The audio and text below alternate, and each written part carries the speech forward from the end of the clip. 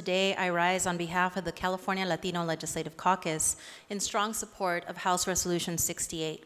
On February 19th, we marked 82 years since the signing of the Executive Order 9066, a dark chapter in California's history, the internment of Japanese Americans during World War II.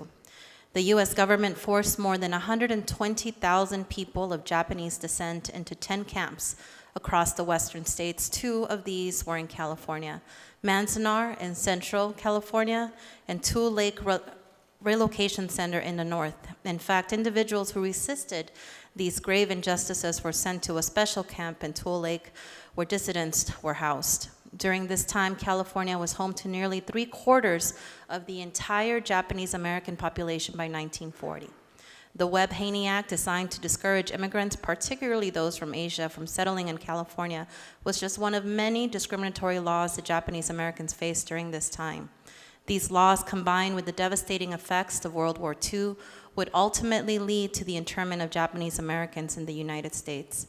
These were discriminatory laws rooted in xenophobia that forcibly uprooted the lives of more than 120,000 Americans and residents of Japanese ancestry, disrupting their education and careers and causing the loss of their homes, businesses, farms, and livelihoods.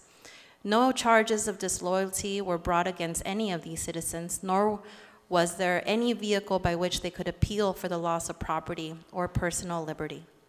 On the Day of Remembrance, we honor the memory of Japanese Americans who were unjustly excluded, removed, and incarcerated in internment camps during World War II. This serves as a reminder of the grave injustices that were committed against innocent individuals and families who were forced to endure years of hardship and suffering. I want to bring into our chamber the history that we all share and the immense contributions of civil rights history by the Muratsuchi family. Saima Muratsuchi, his wife Masako, their boys Seiko and Seilo, Seiko known as Tad, their twin girls Kazuko and Akiko, were all forced from their farm in Westminster and into an internment camp. Tad, being American-born, was able to retain the 40-acre farm in Westminster, something that was quite unusual at the time. Through a mutual friend, they met Felicitas and Gonzalo Mendez, a Latino family from Santa Ana, California, of Mexican and Puerto Rico descent. The Mendez family moved to the farm with their children.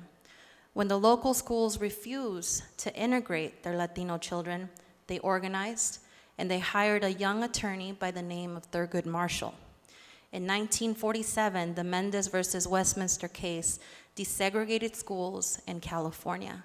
In 1954, Thurgood Marshall will use that very case to argue for Brown versus the Board of Education, which ultimately desegregated all schools in the United States. None of this would have been possible if Tad Muratsuchi had not been friends with Gonzalo Mendez. Amid concrete, roses can grow. We must never forget the moral, social, and legal wrongdoings of the past to ensure that we do not repeat them in the future. We join you in ensuring that we never fail to support and defend the civil rights and civil liberties of any individual, as we did for Japanese Americans during this period.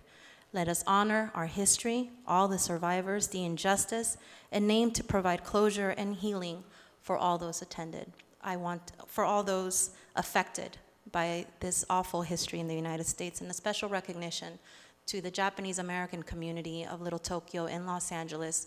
And in my own community where I grew up in Boyle Heights, all the Japanese Americans from Roosevelt High School, which we still have a friendship pond dedicated to that history in our own community. Thank you.